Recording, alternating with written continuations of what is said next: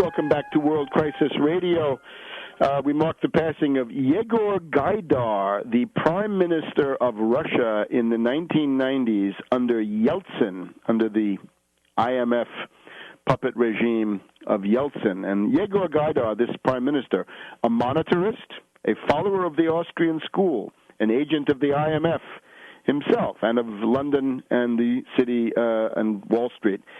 He is the author of Shock Therapy, taking the Soviet command economy with the problems that it had and essentially destroying about 60% of its production, inflicting untold misery on the masses of Russia, wiping out the existing middle class, and then leading up to the bankruptcy of all this when the bubble burst in 1998. Shock therapy. And I point out this shock therapy because this is what the libertarians want. If you listen to various libertarian Republicans, they demand what? Privatization, deregulation, no government interference, laissez-faire, price reform, no price controls, no limitations, expose the flesh of the population to the full fury and rapacity of Wall Street in the middle of a depression. Well, this is what Yegor Gaidar did, and the result was absolutely catastrophic. You ought to go back to it. A lot of people in Russia had savings. Their savings were wiped out mercilessly. The state property that was the fruit of the labor of the Soviet people was privatized into the hands of rapacious oligarchs. Some of them are in jail now, like Khodorkovsky. Some of them, like Berezovsky, are in London working for British intelligence. The Russian middle class. My own experience, Moscow, November 1993.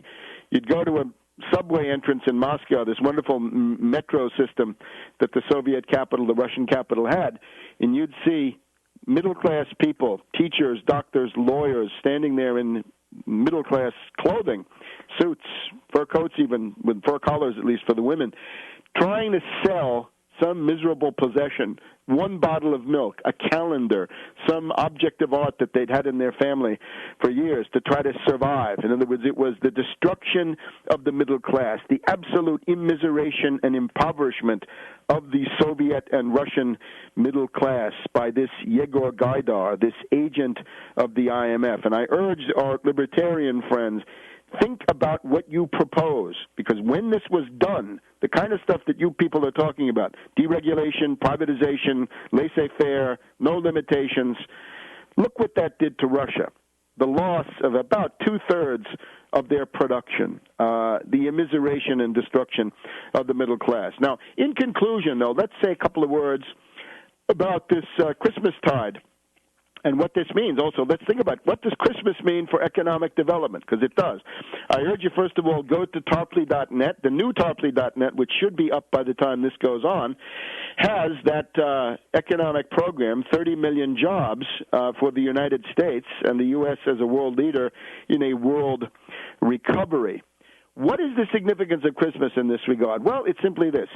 Is God willing to come into the world? A very interesting point, because that is what Christmas asserts.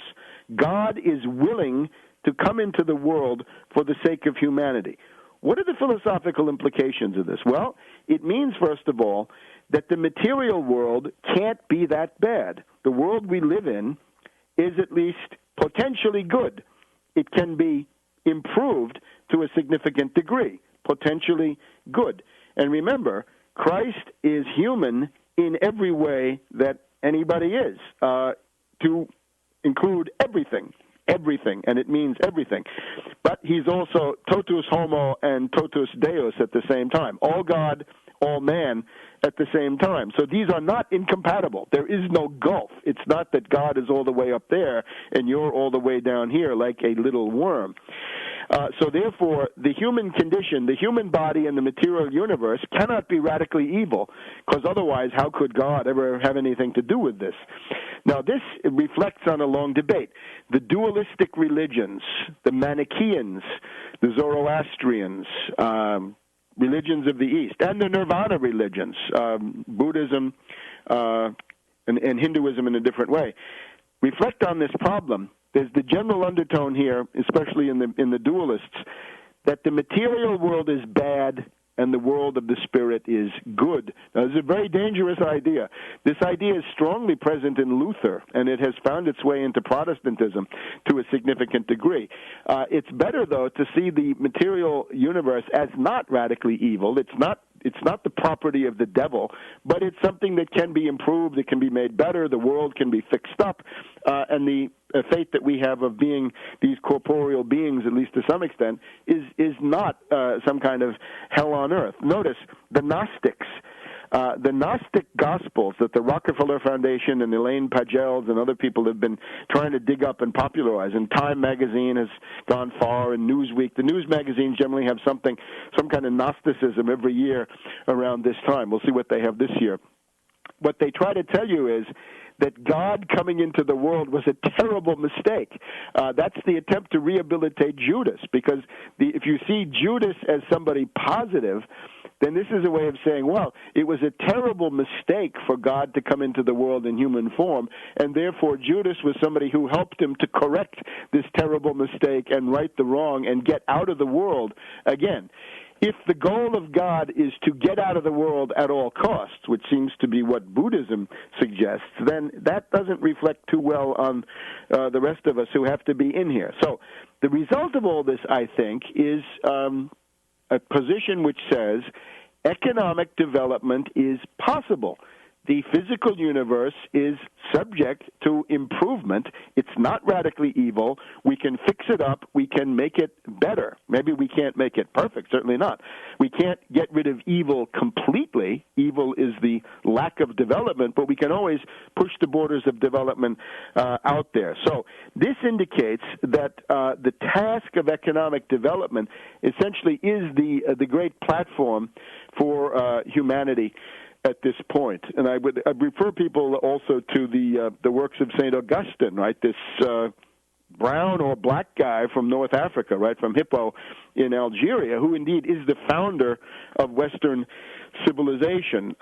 He's telling us, I think, that it doesn't make sense to sit around contemplating the end of the world, right? A lot of people said with the sack of Rome in 410 AD, the world has come to an end, or the end time is at hand. And the answer of St. Augustine to that is it's ridiculous to sit around and try to think about that. So don't worry about what's going to happen in 3 years in December 2012. As St. Augustine says, this is ridiculum. Don't waste your time on it. Rather, think about doing good, and that means, well, the idea of good works. Right? People can disagree about faith. Certainly, the details of faith are an object of controversy. But the good works of charity are available for all to see, and anybody can understand those. And therefore, bona opera, good works, this is the great need of the time. And what does bona opera mean? What does good works mean? Well, the big ones, the great projects of world economic infrastructure, right? The Nile-Congo, the Cape to Cairo, the Dakar to Djibouti, the Mekong project, the Ganges-Brahmaputra project, the Indus project, the Tennessee Valley Authority for the Helmand River, and on, right? The new Panama Canal or canals, the Kra Canal, and so forth.